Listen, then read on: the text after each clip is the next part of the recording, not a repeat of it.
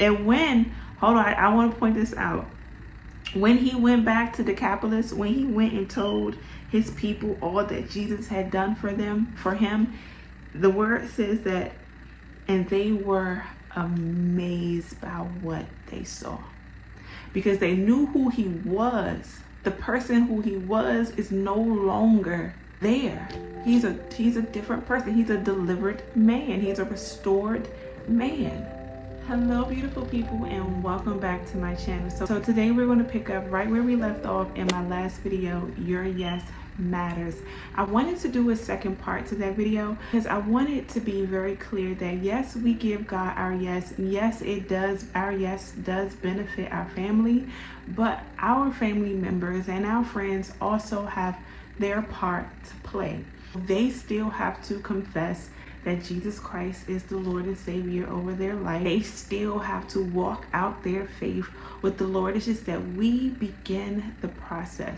And what I mean by that is I want to use our father Abraham as an example. Abraham was the pursuer of the promise, and the children of Israel were the ones to possess the promise.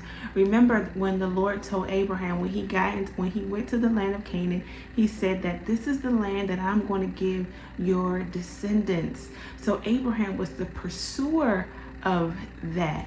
And I want us to look at ourselves as the pursuer, right? So the things that we do right now, our generations, the people that are going to come behind us will possess the things that we do now. And I actually really love the pursuer and the possessor, right? So we know Abraham didn't possess the land. He just lived in the land. The Lord allowed him to purchase land. That's how he was able, to bury his wife, but he didn't possess it.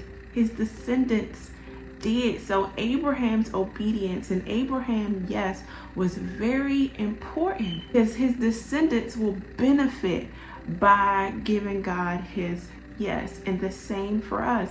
Our descendants, those who come after us, will benefit from the things that we do now as we walk out our faith with the Lord. I also want to give example, and I want us to turn our Bibles to Mark chapter 5. In Mark chapter 5, the beginning part of Mark chapter 5, Jesus healed this man who was possessed with a legion of demons. I believe that legion means many, but it also means like a Roman army, like 6,000 Roman army. Like that is a lot of demons to be in one man. But this man who was in this tomb, who cried out day and night, who was cutting himself, had this encounter with Christ, and he cast out those demons out of that man. And when he did that, this man earnestly begged Jesus to let me follow you. But Jesus said, no, go back to your people and tell them how the Lord has had mercy on you. Tell them all that the Lord has done. And I believe that this man was a Gentile man, because the place where he went back to proclaim what the Lord has done was Decapolis. I think I'm saying that right. And that was a Gentile region. So here you have this man who everybody knew him to be demonic. Everybody knew him to cut himself, and no one could restrain him. Like nobody could overtake the demons that was in him. Nobody could do that but Christ. So you have him. You have this man who is now free, who has been delivered from these demons. He going back to his people and he's telling them what the Lord had done for him. So they're seeing a brand new person. He's just simply telling, like he has no training, no theological training, no nothing. All he had is this encounter that he had with the Lord and how the Lord began to transform him. He had his story. He had his testimony.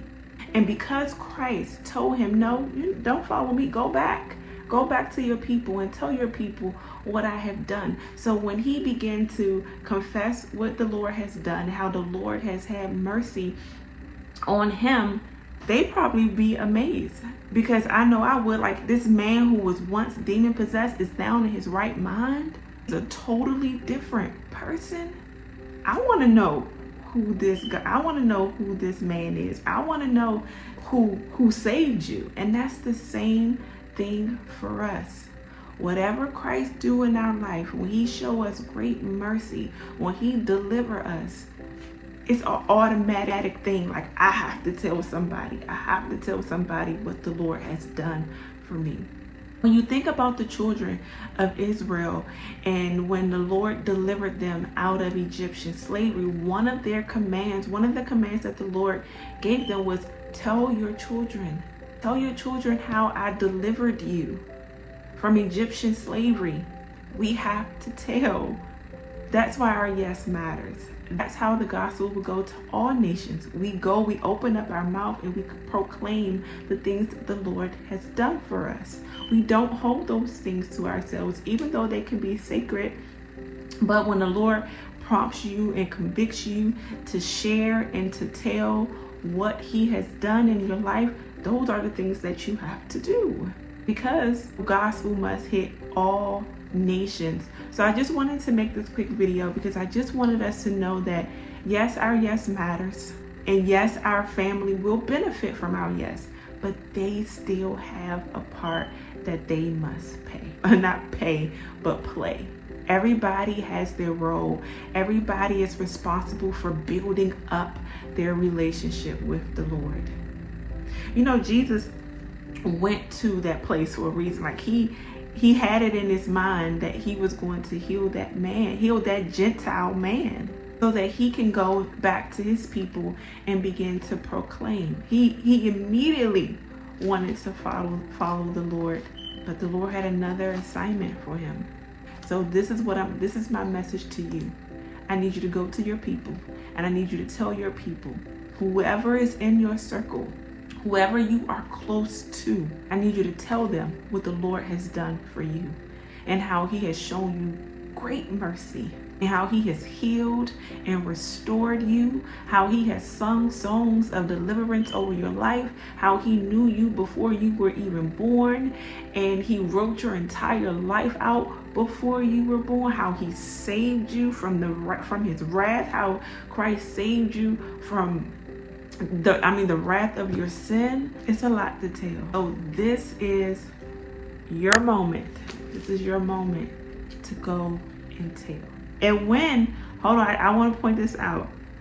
When he went back to Decapolis, when he went and told his people all that Jesus had done for him, the word says that, and they were amazed by what they saw, because they knew who he was. The person who he was is no longer there.